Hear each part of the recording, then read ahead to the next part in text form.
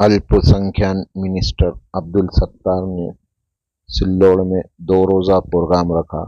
9 और 10 दिसंबर को मौलाना आज़ाद अल्पसंख्यक विकास महामंडल की तरफ से एजुकेशन लोन और बिजनेस लोन की मालूमात देने के लिए और महिलाओं को रोजगार देने के लिए, नौजवानों को भी बिजनेस लोन देकर उन्हें सक्षम बनाने के लिए 2 रोज़ा प्रोग्राम रखा गया है। नेशनल उर्दू हाई स्कूल के मैदान में सिल्लोड़ में ये प्रोग्राम रखा गया है, जहां अल्पसंख्यक सचिव भी मौजूद थे। उन्होंने भी आए हुए सभी महिलाओं और पुरुषों को मालूमात दी एजुकेशन और बिजनेस लोन के बारे में बताया। साथ ही अब्दुल सत्तार ने जल्द से जल्द नौजवानों को लोन दिया जाएगा। 1 लाख से 20 लाख तक बिजनेस लोन और एजुकेशन लोन 40 लाख रुपए तक दिया जाएगा। इस तरह का मालूमात और ऐलान किया अब्दुल सत्तार ने।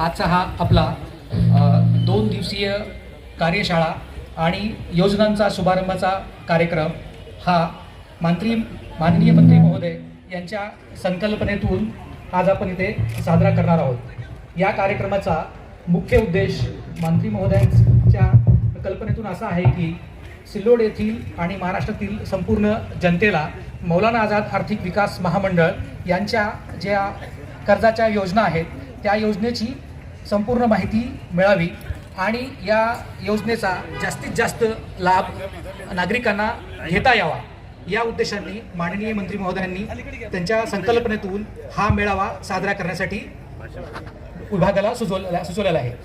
मौलाना आझाद आर्थिक विकास महामंडळ हे महामंडळ 28 सप्टेंबर 2000 रोजी महाराष्ट्र शासनाने केंद्र शासनाच्या national minority financial development corporation या कंपनीची ही चॅनलायझिंग एजन्सी स्टेटमध्ये आहे। मौलाना आझाद आर्थिक विकास महामंडळाकडे 3 कर्जाच्या योजना आहेत। एक योजना आहे शैक्षणिक कर्जासाठी, ज्यामध्ये लाभार्थ्यांना त्यांचे 10वी आणि 12वीच्या नंतरचं जर शिक्षण घ्यायचं असेल, उच्च शिक्षण घ्यायचं असेल तर मौलाना आझाद त्यांना फार कमी इंटरेस्ट रेटने कर्जाच्या व्याजचा दर कमी व्याज दराने देते। दुसरी योजना आहे, जर आर्थिकदृष्ट्या मागासलेल्या अल्पसंख्याक समाजातील गरजू आणि होतकरू मुलामुलींना जर व्यवसाय करायचा असेल तर व्यवसायासाठीही कर्ज अल्प कर्ज दरात मिळतो।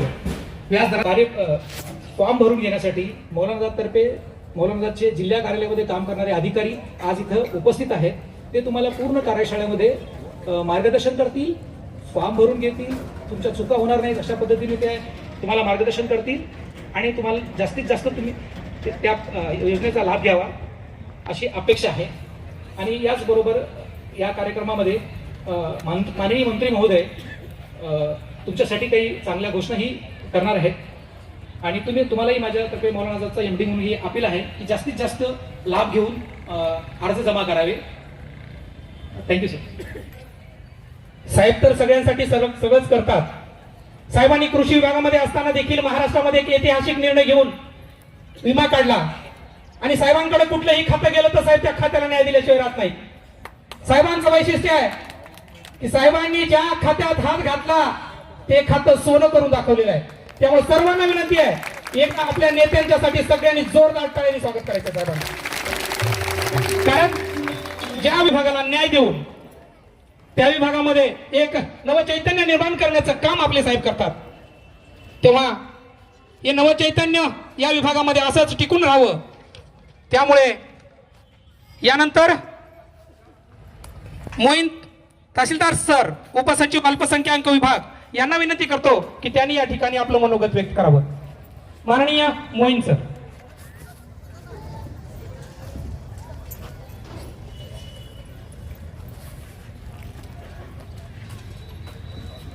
मॅनेजिंग डायरेक्टर, औरंगाबाद जिल्ह्याचे ॲडिशनल कलेक्टर व सर्व उपस्थित सन्माननीय व्यासपीठावरील सर्व सन्माननीय आणि बंधू आणि भगिनींनो, आज आपण या ठिकाणी मौलाना आझाद अल्पसंख्याक आर्थिक विकास महामंडळाच्या वेगवेगळ्या योजना यांचा शुभारंभ या सिल्लोड शहरापासून करण्यासाठी आपण इथं उपस्थित आहोत. जसं की आता जे अनाउन्समेंट करत होते त्यांनी सांगितलं की राज्याचे लाडके मंत्री महोदय यांनी ज्या ज्या विभागामध्ये काम केलेलं आहे तिथे धडाकेबाज निर्णय घेतलेले आहेत आणि त्याचाच प्रत्यय म्हणून ज्या दिवसापासून त्यांना अल्पसंख्याक विभागाचा पदभार त्यांनी सांभाळलेला आहे, या विभागामध्ये न भूतो न भविष्यती असे काही निर्णय झालेले आहेत की ज्या अभिमानानं आपल्याला इथं सांगता येतं. थोडक्यात जर स्टॅटिस्टिक्स प्रमाणे सांगायचं झालं तर या विभागाचं अर्थसंकल्पीय बजेट जे होतं या वर्षासाठी 743 कोटी होतं आणि या अधिवेशनामध्ये जवळपास 650 कोटीच्या सप्लिमेंटरी म्हणजे पुरवणी मागण्या मंजूर झालेल्या आहेत. म्हणजे साहेबांच्या नेतृत्वामध्ये अल्पसंख्याक विभागाचं बजेट हे डबल करण्याचं काम झालंय, जे यापूर्वी कधी झालं नव्हतं आणि मला शंका आहे की यापुढेही कधी होईल. साहेबांच्या नेतृत्वामध्ये जे अल्पसंख्याक विकास विभागाचं जे कुटुंब आहे ते धडाधडीने काम करत आहे. कुंदन मॅडम ही सर्व अधिकाऱ्यांना प्रचंड सपोर्ट करत आहेत. त्यामुळं एक म्हणतो ना, एक एनर्जी निर्माण झालेली आहे आणि अल्पसंख्याक विभाग एक व्हायब्रंट विभाग झालेला आहे. पण याबरोबरच आपल्या सर्वांची फार महत्वाची जबाबदारी आहे. शासन जरी वेगवेगळ्या योजना राबवत असल्या तरी त्या योजना तेव्हाच सक्सेसफुल होतात, यशस्वी होतात जेव्हा जनसामान्यांचा त्यामध्ये सहभाग होतो. कारण त्यांनी फ्रीडम मुवमेंटमध्ये फार मोठं कॉन्ट्रीब्युशन दिलं. अनेक क्रांतिकारी पुरुष होऊन गेले, अनेक त्यावेळेचे फ्रीडम मुवमेंटमध्ये थोर नेतृत्व निर्माण होऊन गेलं. पण महात्मा गांधींनी आपला ठसा कशामुळे उमटवला तर त्यांनी ज्या लोकांना आवाज नाही, ज्या लोकांना कुठलीही ताकद नाही, अशा लोकांनाही सांगितलं की तुमच्यामध्ये शक्ती आहे आणि त्यांना सांगितलं, त्यांना प्रवृत्त केलं की तुम्ही सहभाग घ्या. कशामध्ये सहभाग घ्या? की आपल्या फ्रीडम फायटरमध्ये, फ्रीडम मुवमेंटमध्ये तुम्ही सहभाग घ्या. आणि सहभाग घ्यायचं म्हणजे नेमकं काय करायचं तर फक्त माझ्या पाठीमागे चालत राहा. तर चालत राहण्यामुळं कधी आझादी मिळू शकते का? तर त्यावेळेचं जे ब्रिटिश गव्हर्नमेंट होतं त्यांनाही तसंच वाटलं की एक म्हातारा माणूस उठतो आणि एक मूठभर मीठ हातात घेतो आणि म्हणतो ब्रिटिश चले जाओ. तर ते म्हणजे सॉल्ट टॅक्समध्ये, मिठाच्या ज्या टॅक्समध्ये असं काही फार काय नव्हतं, 0.001% टॅक्स होता. त्यामुळे असं ब्रिटिश एम्पायर ज्याच्यामध्ये कधी सूर्याचा अस्त होत नव्हता अशा एम्पायरला वाटत होतं की हे ह्याने काय होणार. पण ज्यावेळी लोक महात्मा गांधींच्या पाठीमागे चालायला लागली त्यावेळी छोटे छोटे स्मॉल म्हणजे खारीचा वाटा प्रत्येक लोकांच्या, सामान्य लोकांच्या कॉन्ट्रीब्युशनमुळे ती एक मोठी मुवमेंट बनली, एक मोठी चळवळ बनली आणि त्यामुळं आपल्याला आझादी मिळाली. त्याचप्रमाणे जेव्हा विभाग किंवा शासन एखादी योजना राबवत असतं त्यावेळी जनसामान्य लोकांचा त्याच्यामध्ये सहभाग होणं फार महत्वाचं असतं आणि ह्या सहभागासाठी अवेअरनेस होण्याचं फार गरज आहे. त्यामुळं मंत्री महोदयांच्या संकल्पनेतून आज इथं आपण हा एक मेळावा भरवलेला आहे, जेणेकरून महामंडळातर्फे ज्या काही योजना राबवल्या जातात त्या योजनांची माहिती आपल्याला मिळू आणि त्या माहितीच्या अनुषंगानं आपण ह्या योजनेमध्ये त्याचा लाभ घेऊन सामील व्हावं. तर यासाठी महामंडळानं जे काही इथं सुविधा उपलब्ध केलेल्या आहेत त्यासाठी शासनाच्या वतीने मी त्यांना शुभेच्छा देतो. बड़ा हो जाता है. 30,000 करोड़ का ये जो बजट था अल्पसंख्यक विभाग का, वो 500 करोड़ तक पहुंचाने का काम नामदार अब्दुल सत्तार साहब ने किया है. ये बड़ी फख्र की बात है हमारे मतदार के लिए. जो तूफानों में पलते हैं वही दुनिया बदलते हैं. यही दुनिया बदलने का काम नामदार साहब करते आए हैं. इनके बाद मैं दावत देता हूं अपने ख्यालात पेश करने के लिए अल्पसंख्यक विभाग के प्रधान सचिव कुंदन. प्रसंगी व्यासपीठावर उपस्थित असलेले महाराष्ट्र राज्याचे अल्पसंख्याक मंत्री माननीय नामदार अब्दुल सत्तार सर, या ठिकाणी या विभागाच्या सचिव मॅडम आयजेस कुंदन मॅडम, या ठिकाणी व्यासपीठावर असलेले तहसीलदार साहेब, सर्व मान्यवर आणि या ठिकाणी उपस्थित असलेले बंधू आणि भगिनी, खरं म्हणजे प्रत्येक समाजामध्ये जेव्हा विकास होतो तेव्हा समाजातले सगळेच वर्ग हे एकाच वेळेस प्रगती करत आहेत. आपल्याला माहीत असेल की समाजातला एक वर्ग पुढे जातो आणि दुसरा वर्ग मात्र मागे राहतो. तसंच भारतामध्ये आर्टिकल 25 जे आहे घटनेतलं, त्याच्यात अल्पसंख्याक समुदायासाठी काही विशेष योजना किंवा विशेष तरतुदी केलेल्या आहेत. तर या ज्या तरतुदी आहेत या तरतुदी काय म्हणतात की अल्पसंख्याक समाज जो आहे हा मुळामध्येच मागास राहिलेला समाज आहे. आता आज तुम्ही इथं आलात, हा कार्यक्रम अटेंड करा आणि हा कार्यक्रम अटेंड केल्यानंतर टाळ्या वाजून तुम्ही घरी जाल का? तर नाही. तुम्हाला या 2 दिवसीय कार्यशाळेमध्ये या ठिकाणी थांबायचं आहे. आपली जी शाळेत शिकणारी मुलं आहे या मुलांना स्कॉलरशिप कशा प्रकारे मिळणार आहे याचा तुम्ही या ठिकाणी माहिती द्यायची आहे. या ठिकाणी अनेक मोठी माणसं बसलेली आहेत जी वेगवेगळ्या प्रकारचा व्यापार करतात. यांना सुद्धा आपल्याला कशा प्रकारचं कर्ज मिळेल आणि आपण आपला व्यापार कसा वाढवू शकू याच्या संदर्भात देखील या ठिकाणी माहिती द्यायची आहे. डाव्या बाजूला ज्या भगिनी बसलेल्या आहेत यांनी देखील या ठिकाणी माहिती घ्यायची आहे आणि त्यांना देखील कशा प्रकारचं कर्ज मिळतं याची माहिती आपण घ्यायची आहे. या कार्यशाळेमध्ये आपली उपस्थिती सक्रिय राहिली पाहिजे याची कृपया सगळ्यांनी नोंद घ्यायची आहे. सर, इतिहासात एक राजा होता, त्याने हात लावला की जी समोरची वस्तू असायची तिचं सोनं व्हायचं. तर त्याला एक फ्रेज पडली की मिडास टच नावाची. मिडास टच में जो जिसको वो हाथ लगाएगा वो सोना बन जाएगा. तो वैसा सर कुछ आपकी प्रगति के बारे में मैं सोच रहा हूँ कि आप जो भी खाते में जाएंगे वो खाते का जो भाग्योदय होने वाला है और आज आप सभी उसके साक्षीदार हैं. मैं तहे दिल से ये जो कार्यशाला है इसको मैं धन्यवाद देता हूँ, शुभेच्छा देता हूँ और आप सभी ने सभी जरूरतमंदों ने इसका लाभ लेना ऐसा यहाँ आह्वान करता हूँ और रुकता हूँ. जय हिंद, जय महाराष्ट्र. परंतु साहेबांची ताकद, साहेबांच्या कामाचा धडाडा याचा दरारा अख्ख्या महाराष्ट्रात आहे. साहेब, ॲडिशनल कलेक्टर साहेबांना सांगताना मला आनंद होतो. साहेब, कुठल्याच बचत गटाला आजपर्यंत नगरपालिका असेल, शहर ग्रामीणचे गट असतील, आमचा कुठलाही कार्यक्रम असा झाला नाही की साधा आरएफचा चेक जरी द्यायचा असेल तर माननीय मंत्री महोदय चेक देतात, त्यांना जेवू घालतात आणि त्यांना गावाकडे पाठवण्याचं काम साहेब करतात. साहेब, कारण गरीबाचा मसीहा म्हणून ज्यांच्याकडे बघितलं जातं त्याचं नाव आहे अब्दुल सत्तार. म्हणून ही गरीब जनता 25 वर्षापासून साहेबांच्या पाठीमागे आहे आणि भविष्यात देखील साहेबांच्याच पाठीमागे राहील याची शाश्वती या ठिकाणी देतो. आणि यानंतर माननीय महाराष्ट्र राज्याच्या प्रधान सचिव कुंदन मॅडम यांना विनंती करतो की त्यांनी या ठिकाणी आपलं मनोगत व्यक्त करावं.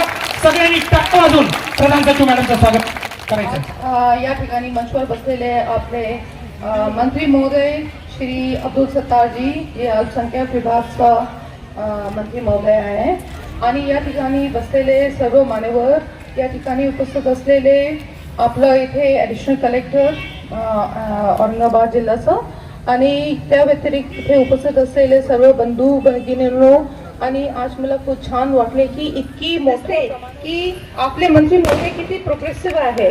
जे काही योजना आहे त्या योजनामध्ये साहेब एक सांगून देते की पुरुष नाही, पुरुषला तर सर्व भेटतं, तुम्हाला काय त्रास आहे, काय त्रास नाही, आणि महिलांसाठी जे आपल्याला सिक्युरिटी द्यायचं, जे आपल्याला त्यांना सांभाळायचं, त्यात आपले मंत्री महोदय करते. धन्यवाद मंत्री महोदय साहेब. आणि आपली बहीण, आपले सगळे इथे महिला सगळं आलेले आहे. आपल्याला इथे दिसून मला खूप छान वाटतं. आपल्याला माहीत असेल की मौलाना आझाद आर्थिक महामंडळचा जे स्कीम आहे त्याचा आपण एक नवीन अवतारात एक आज उद्घाटन आणि शुभारंभ करत आहोत. आणि हे शुभारंभ करताना आपल्याला मी सांगू इच्छितो की याचा इतकी मोठा फायदा भेटेल आपले लाभार्थींना. तर आपले आज हे शुभारंभासाठी आपलं सर्वचं स्वागत आहे. आणि या व्यतिरिक्त आम्हाला हे सांगू इच्छितो की अल्पसंख्याक विभाग जर म्हटलं तर महाराष्ट्रामध्ये अगदी लहान विभाग म्हटले जातं, कारण हे विभाग जे आहे नवीन आहे.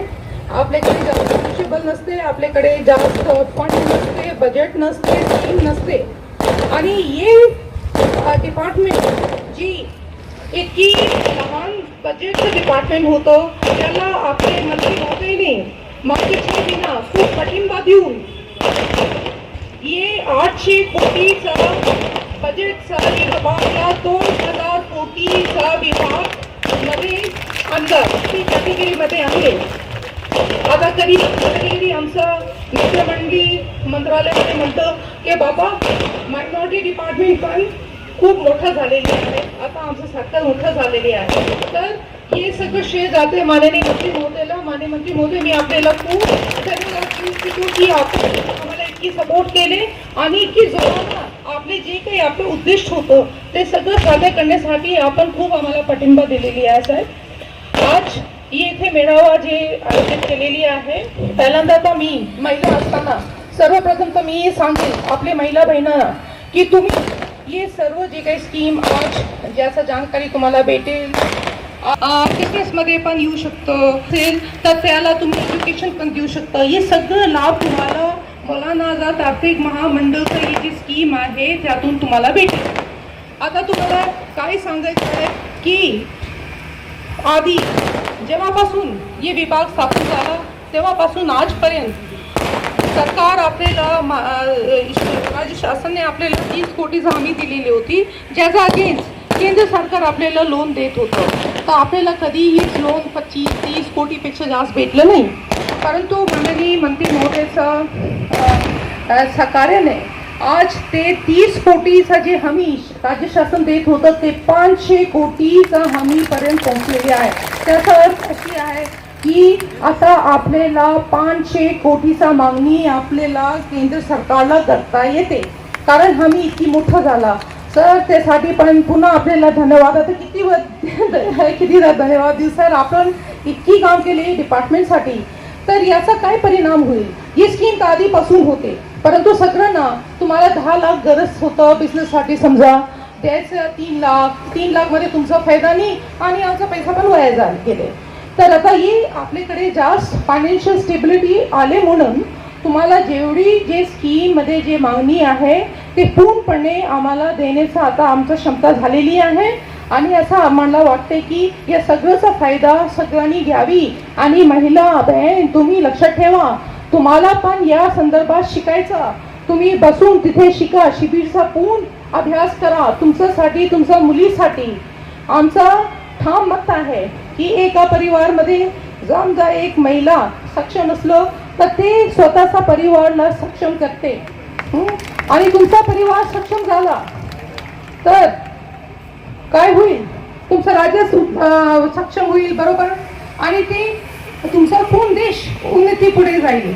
तर हे जे आहे महिलाचं सक्षमीकरण ते देशचा उन्नतीचा पहिला पाऊल आहे आणि आपल्यावर किती निर्भर आहे ते आपण समजून घ्या. आपल्याला माहिती नसेल की आपल्या भारतमध्ये जेवढी आबादी आहे त्याचा जेवढी प्रतिशत जर आपण म्हटलं तर 17% जास्त, त्यापेक्षा कमी महिला वर्कफोर्समध्ये असते.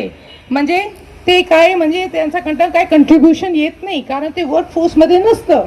समजा सगळं महिला बाहेर पडलं, स्वतःचं काम केले, धंदा केले, बिझनेस सुरू केले, सेल्फ हेल्प ग्रुप सुरू केले, तुम्ही करू शकतो, तर काय होईल की आपले देशचं जे GDP म्हणतात ते 2 पट 3 पट ते सगळं इम्प्रूव्ह होऊन जाईल.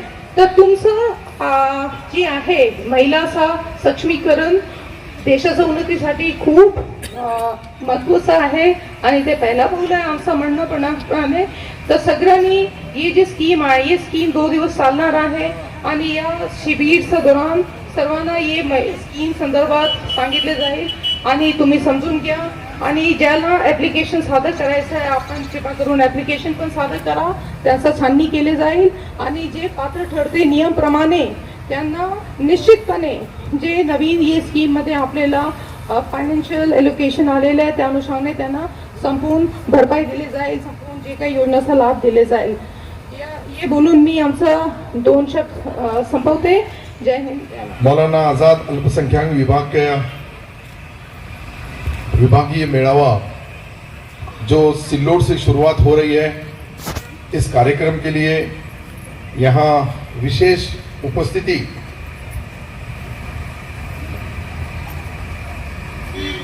हमारी विभाग की प्रमुख सचिव महोदय आदरणीय कुंदन मैडम,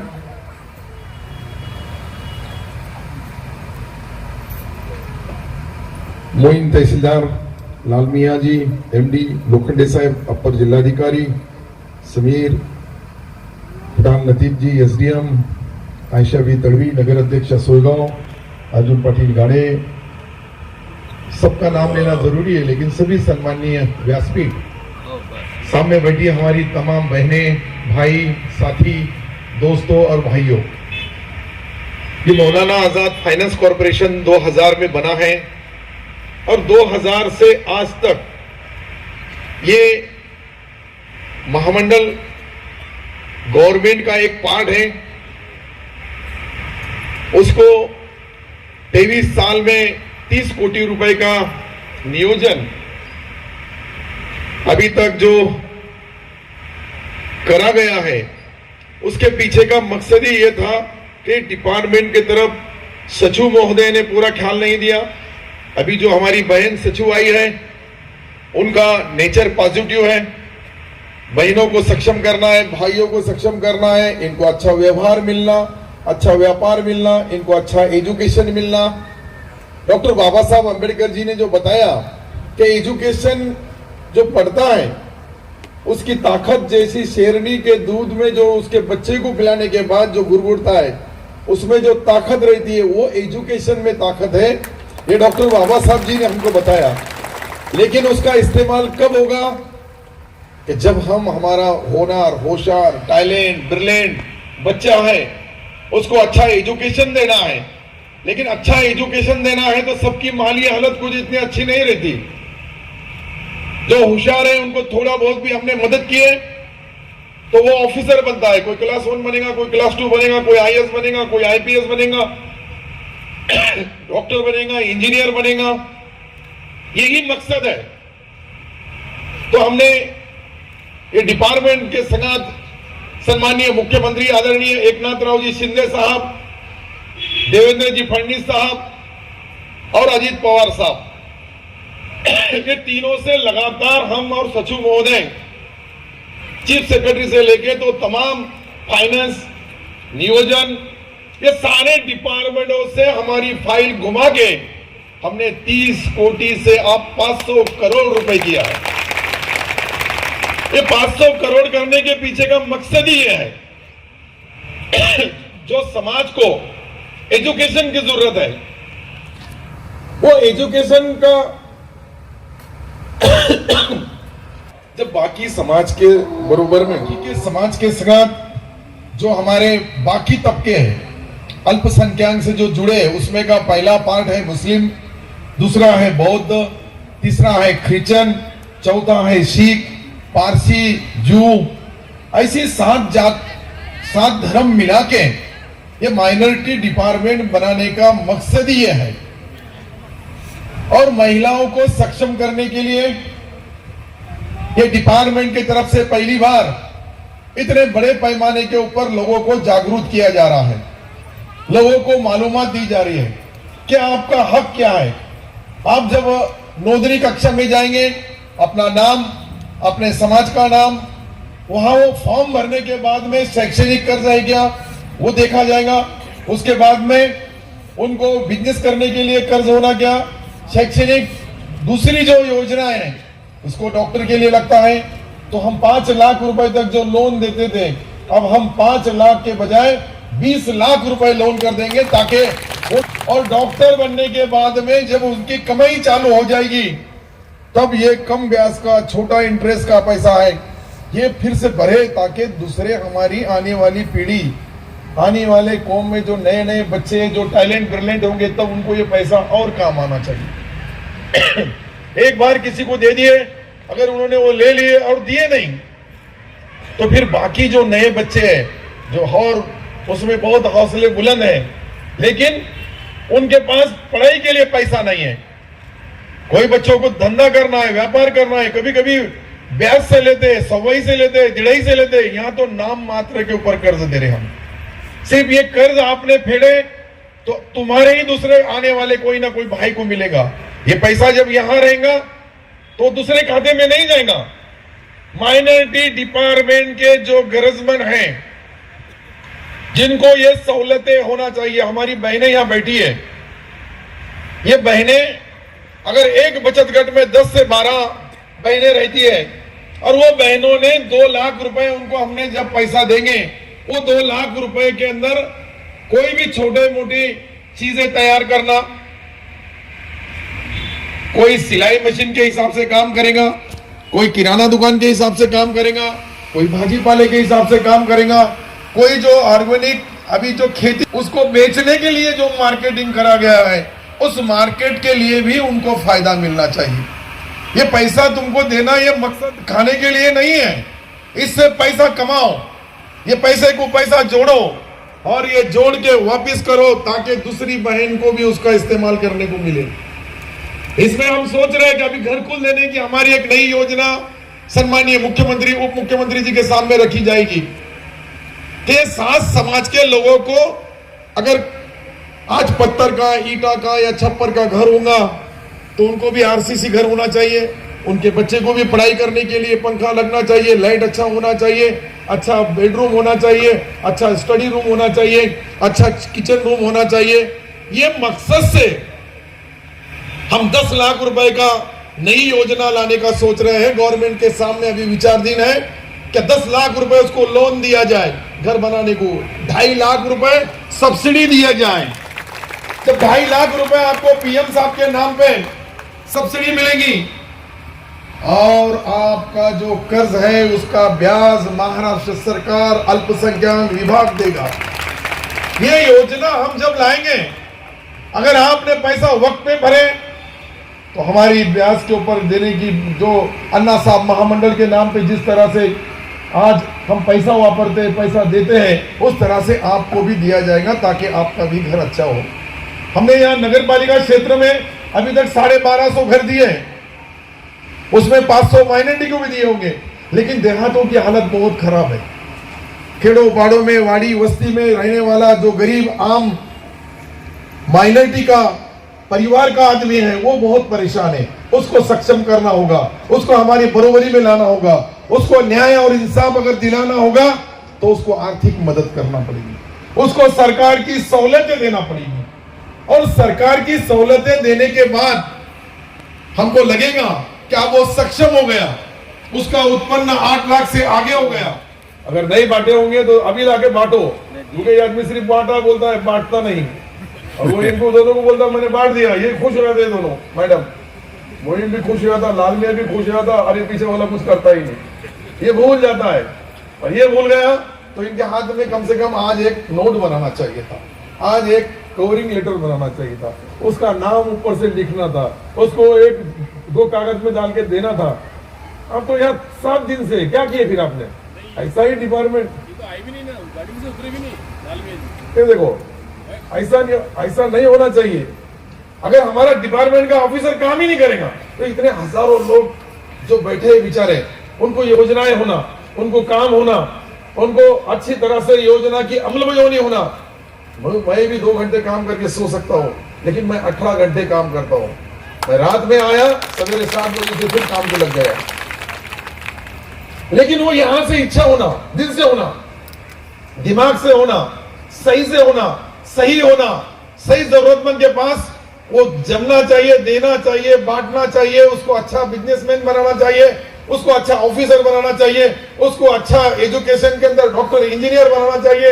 ये बनाने के लिए तो ये मौलाना आजाद फाइनेंस कॉर्पोरेशन बनाया गया है, लेकिन इसके ऊपर कोई सोच नहीं रहा है। अधिकारी को लगता है मैंने 8 घंटे भी काम किया तो मेरा पगार उतना ही है, 4 घंटे भी काम किया तो पगार उतना ही है, और नहीं भी किया तो भी पगार मेरे घर को आने वाला है।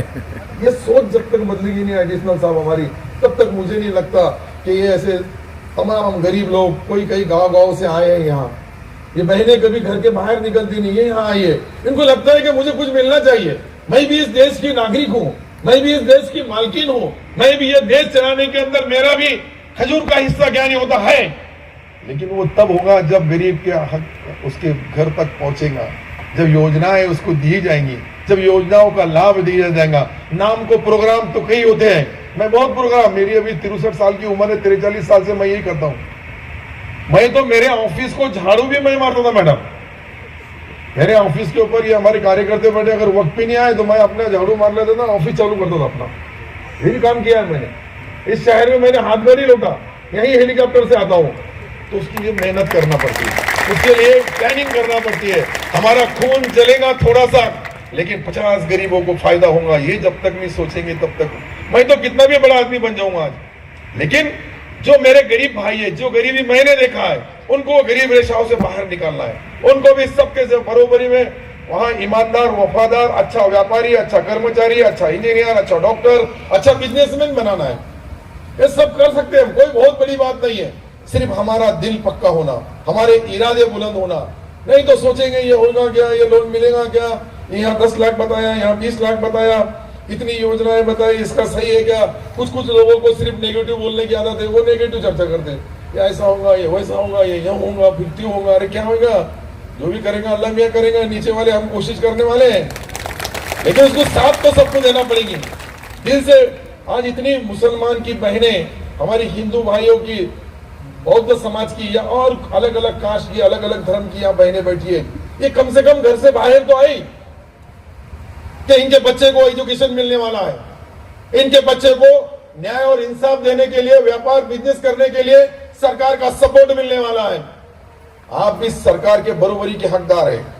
मैं इसलिए बता रहा हूं कि जीएसटी जो रहती है वस्तु कर क्या है, आप जो दिन भर वस्तु वापरते हैं उसके ऊपर टैक्स लगता है, वो टैक्स जो सरकार की तिजोरी में जमा होता, सरकार के पास आता है और वही लोगों के बीच में खर्च किया जाता है।